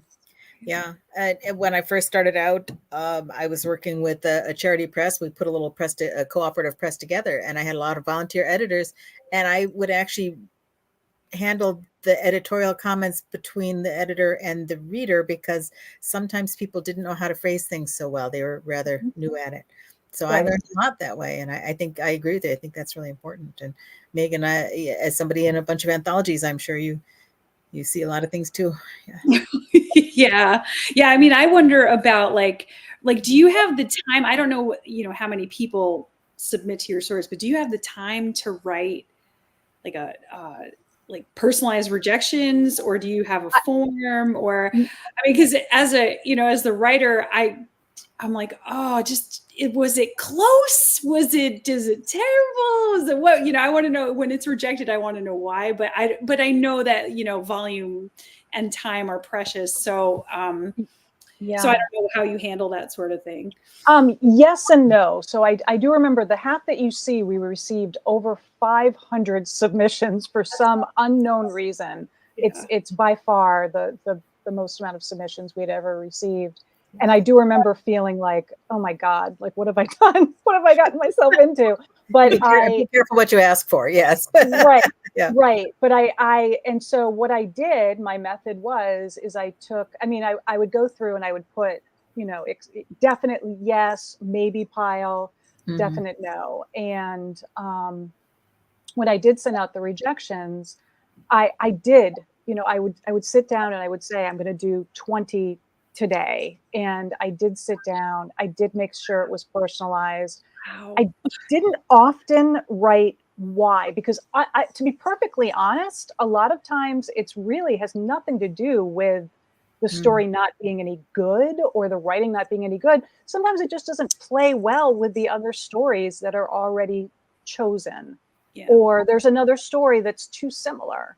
And that's oftentimes that's what happens. It's nothing to do with the writer or the quality of the story. So, I do send out personalized rejections. If someone does make the last round, I always write that, because I know I like to know that if I get a rejection and someone says, it was really down to the last couple and you just couldn't take it. Because it is nice to know that, it's not necessarily that your story's terrible. It might just be, it just doesn't work for this particular call. That makes sense. Yes. And, that doesn't mean that it makes us feel any better because we all think they're lying, but no, that's always good to say. That's terrific. So how about if we do one more question from the audience and we'll bring everybody back. Here from Donna, what do you enjoy most, curating an anthology or putting together your own collection? Oh, tricky. Putting together my own collection. Is it a question like an either or? Yeah. Which one do you like better? I was reading it funny, but yes. Oh gosh. I mean, I never do both. I'm never writing and editing at the same time. Like American Cannibal took me, it was 9 months of my life where I did nothing else but put that together and promote it and everything. And so for me, it's a completely different set of skills. It's a completely different hat. So what do I enjoy most? I don't know. It really depends on, sort of what I'm feeling at that time. I love the feeling of accomplishment to have my own collection done and then being able to look at it and pick it apart and tweak it and put something in and take it out and then, send it out. And that's really exciting. But I think working with authors, American Cannibal was one of the best experiences I think I've ever had as being in the horror community. The authors were fantastic. Absolutely There's some fantastic. awesome people in there. There's awesome people in there. Yeah. And there are people in there. I mean, I'm sure most people know, like Elizabeth Massey was fighting lymphoma at the time. I remember, she's when I found out, and she said, I'm starting this treatment. And I said, oh my gosh, like I get you don't have to, you're not going to do this story. And 2 weeks later, she sent that story in, and it was absolutely like chef's kiss, absolutely amazing piece of work. And so when I look at writers like that, who just, they're facing the absolute worst things in their own personal lives, and then they're still coming up with these beautiful pieces of work, and it humbles me, and it makes me so grateful that I'm in this That's business. first rate. She's amazing. Oh, that's terrific. That's terrific. Well, how about, we've had so many fabulous people on. How about if we bring them all back on here? Megan, what do you think? Sounds great. Yeah, let's see. Cool. So who are we missing? Jim's going to bring them on. Jim Chambers is doing all this fun stuff behind the scenes for us. Thank you, Jim. We appreciate that very much. Yeah. Excellent. Well, welcome back, everybody. Thank you so much. We've had such a wild and amazing ride with so many different types of stories and similar things and fabulous people and terrific. And Rebecca's frozen, but that's okay. Her picture is frozen, but we still hear her. And the good news is it's a smiling picture that's frozen. Yeah, it's God. looks good. Right? That's terrific. Yeah.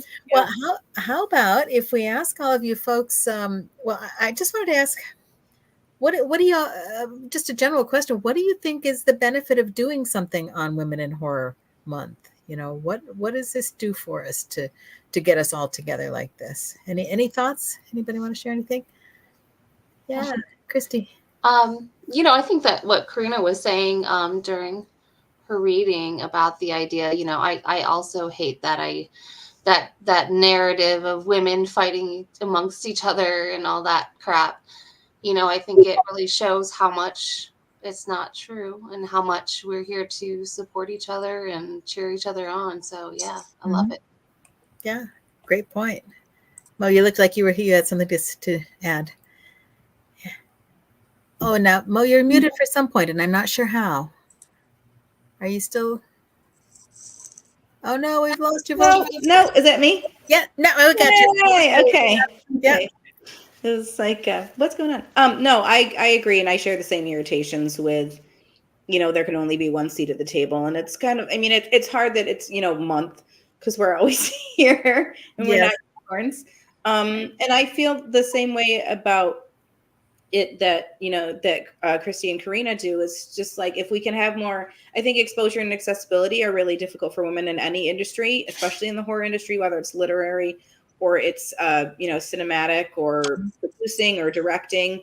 There's so many studies about us being 4% of the horror industry, and giving those opportunities behind the camera and in front of the camera, and especially having women's labs when men don't have labs, and shadowing and all kinds of things.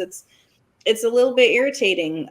So I think exposing us and giving us more accessibility and more platforms such as this, it's really important, especially just kind of following what I'm just piggybacking off what Rebecca said, is discovering new people and discovering new authors. And some of our faces may be very new to people that are here. I'm sure my face is very new to people that are coming. This is only my second book.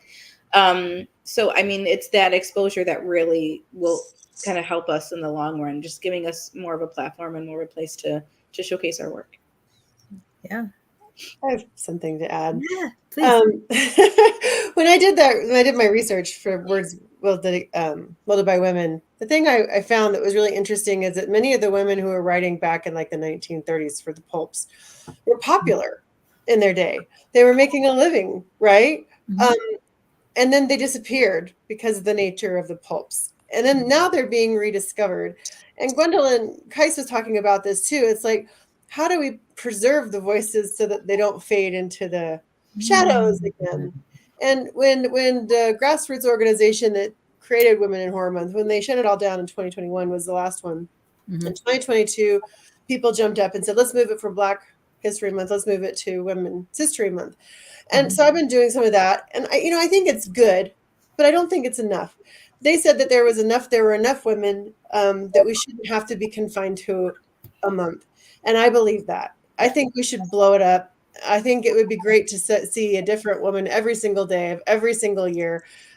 Because, if you look at the list of women who are writing horror, we could do one woman a day for a year, and we'd only be doing a fraction, And so, the thing that kind of concerns me with Women in Horror Month is who's getting chosen, who's getting their voices heard.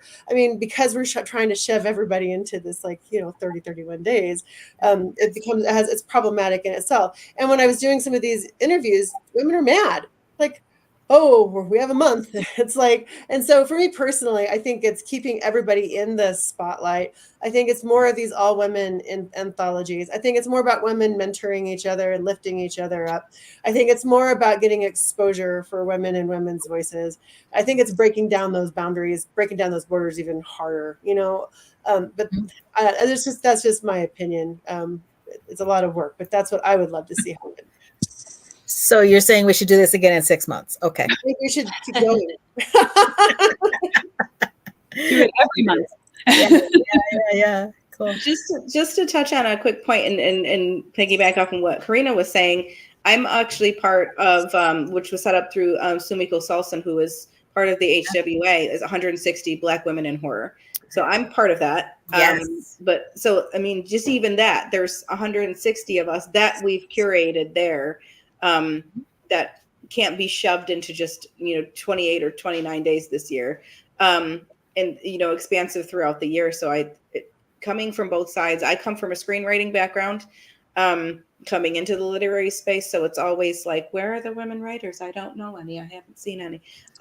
It's always kind of like that type of feel to it. So the more platforms, the better. Outside of just March, just find a way to make us special. It's pretty wonderful what Lee Murray's done too with Asian voices, right? With Asian women's voices. And so, I mean, there are champions, but that's a big load to carry. And so if more people can help with that load, I think that there's plenty of work for everybody. I think there's plenty of time to showcase everybody without having, I don't know. I just really feel strongly about it. I agree. I also think that, we should be, supporting each other, no matter to support Black women horror writers, support Asian women horror writers, support all women horror writers, support each other and lift each other up. I think that's really important. Mm-hmm. Yeah. Women horror writers of a certain age. Yeah. Yeah. The other thing I was looking at is with as our non-binary folk, right? When I wrote that article, I did not include certain authors I really wanted to talk about because they're non-binary, and I just felt that would be wrong to include them in that conversation. And we have the gender; it's not a binary anymore, right? I mean, there's so many different things going on. I don't really have answers, but I love the work that's being done, and I hope that more and more people will do it. More allies, and hear more voices that we don't ordinarily hear. Is the idea? Yeah. Well, thank you so much. And I think it would be really cool to hear from each of you what else you have coming up and what are you working on, or do you have something in the works, or doing a presentation somewhere or something cool? What's going on with you guys? What's up? Mo, what are you up to? I am going to be doing book tour for Claire Violence Volume 1 this year. I'll be doing that panel with Stoker Virtual, which is really, really exciting. I'm going to be joined by a lot of really incredible authors, but we'll also be back into the swing of things I'm part of a collective, Nick's Horror Collective, as she said at the top, which we're 4 women who are over 40 that recognize the discrepancies and lack of accessibility for women identifying and non-binary creatives in the horror space. We did 2 short films through the Shudder channel, which were anthologies, micro shorts, and we're bringing that back with the Shudder channel soon. Oh, cool. So we'll be working on that, introducing that throughout the rest of this year. So again, elevating and celebrating more accessibility through the horror genre. So that's really fun. Excellent. Thank you.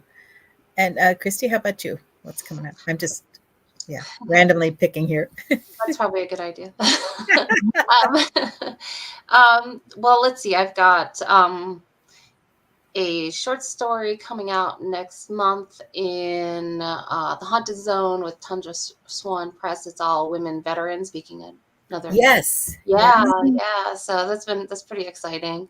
I can't wait till that shows up at my house. Yeah. Yeah. Yeah. So we've got on April 4th, there's going to be a virtual launch party. So look out for that. I seem really lame because I've got like something I'm in the agent querying trenches. So like I've got something that I've been sitting on for a while doing that. And I've got another project that I can't talk about just yet, but it's pretty cool. So look out for that. I can't wait till you can tell us about all these things, Yeah, right, I know, Meghan? it's so exciting. Yeah, that's cool. I'll be Rebecca, so fun. cool. Cool. And Rebecca, what's coming up for you these days? So I keep making sure that I tell people this because it actually keeps me in the chair. I'm about halfway through a brand new novel, which is something that I don't usually write as a short fiction person. So I'm about halfway through that. What's coming out this year? I think I have 4 or 5 short pieces coming out in anthologies here and there. The next one that comes out is in Sinister Smiles. Evil Little Fucks is the name of the anthology. It's all evil children. I had the best time writing that story. And Because that could go any number of ways, evil little fucks. I didn't go this right away. so much fun. And I have to tell you that fellow women in horror, Bridget Nelson, Candice Nola, Megan Stockton, Lisa Vasquez, and Rain Havoc are also in that anthology. So that comes out now, soon, very soon. And then just a couple of things here and there. And yeah. Cool. Oh, that's exciting. CARINA. My quiver, got a couple minutes. My quiver of creative work is pretty empty. So I have 13 short stories sitting here I need to do. I have a poem coming out at Weird Tales. I have a poem coming out with Mother Knows Best by Lindy Ryan. That wonderful anthology is coming out in May. I'm working on a super secret collaborative poetry project, which I've never done anything like that before. So that's pretty exciting. I have my own poetry collection. I'm trying to wrap that up. I'm short about 40 poems. And yeah, my novel, I've got 2 chapters left on this novel. So it's kind of sitting there. I just need to finish it. But, and then in other news, I teach classes at the Storied Imaginarium. I teach workshops. My students, I'm putting together an anthology. So it was fun listening to Rebecca talking about that. I'm putting together an anthology, a charity anthology. Storied Imaginarium is turning into a 501(c)(3). And so that is our first big project that'll be coming out at the end of the year. I've got some really great names. It's a really great book. I'm also co-editing Storyteller, which is a Tanith Lee tribute anthology. We will be having open submissions for that later this year. We have a great list of tentpole authors, and including Terry Windling, Martha Wells, Nisi Shaw. I'm trying to remember. It's like so much going on. Andy Duncan, Maya Dean. Oh my gosh, she's just incredible. And Claire Cooney, which is just fantastic. So we're going to have an open call for that. We're doing a Kickstarter. It'll be happening next month. And then I also, in March, Nikki Solway and I kicked off a fairy tale quarterly magazine that comes out of Australia. It's called The Orange and Bee. And we accept submissions there as well. We're doing poetry, short fiction, and flash. And then we're bringing in some of the things that are happening in the fairy tale realm. So we've got that going on too. I think that's... I'm sorry, CARINA, did you say your creative quiver was empty? Yeah. Overflowing to me. I don't know. My work is sitting on the side. I'm doing all these other things. Okay. Sounds amazing. Sounds Yeah. amazing. So clearly there's a vat of coffee at everybody's houses every morning. Yeah. Meghan, what about you? What you got? I have a short story coming out soon. I don't know if I'm allowed to talk about that, but it's okay. coming out soon. And you can tell us, yeah. I've dipped a toe into the children's book world, so I'm kind of trying to navigate that. And I just have to show this adorable cover. Oh, thank you. The cat. This is the most adorable story I've read in a long time, and I have 2 kids, so I went through a lot of stories. Yeah. Oh my gosh, cheeks. Carol. It's really so I've kind of been playing around in that sandbox for a little bit, and then I one of the other stories is kind of sweet and nice like that one, but then another's a little darker. I'm like, why can't I can maybe blend the horror with this a little bit. Kids can handle it. So I'm just kind of, navigating that land at the same time, still writing dark fiction that just comes to me and feels good to write. So Yeah, that's cool. yeah. How about you, Carol? Well, I have a short story coming out very soon, and we just saw the cover of this. Lynn Hansen did the cover for Nevermore, which is stories inspired by Poe, edited by Misty Massey. That'll be coming out soon from so many great authors in it, which is cool. And I have a super secret project with a cooperative project with 5 women that I can't quite talk about yet. And I can't wait to tell everybody. So I'm really looking forward to that coming in the fall. So that would be really cool. And a bunch of other stuff. So that's cool.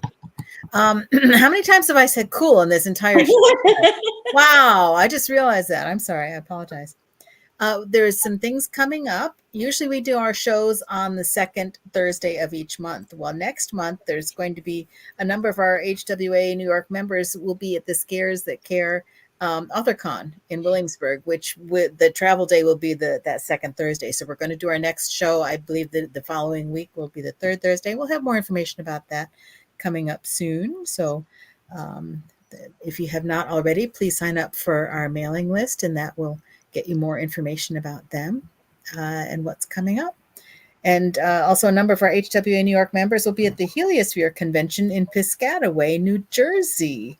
And that's coming up on May 3rd through 5th. So if you're in the Jersey area and you want to see some of our folks, please feel free to stop in and visit with us. So that's cool. So I'm going to put, for those who haven't seen it yet, here's the link to our mailing our newsletter. I just put it in the chat. And I think this is way cool, folks. I just want to say thank you, everybody, for joining us and sharing your words and doing all these things. And thank you also to Jim Chambers, who's been doing the tech behind the scenes. He usually co-hosts at the same time he's doing that, which I find just utterly amazing. But that's terrific. And thank you also to Lou Rera, who supports all of us by doing the really cool graphics. And the videos and such like that. So thank you, everybody, for tuning in and all your great comments. And it's just been so much fun to talk with y'all. So thank you, Megan, for coming in to join us. Thank you for having me. And it was such a pleasure. I was really looking forward to this. And the talent is unbelievable. And I'm looking forward to reading more of all of your work. And thank you for sharing. It was wonderful. Yeah, excellent. Thank you. Thank you. Well, so I think we'll end the show now. But so our guests, if you could just hang in a minute until after the closing video is over, we'll love to see you for one more minute in the studio. But thank you, everyone, for joining us. And hooray for Women in Horror Month. Yay. Yay.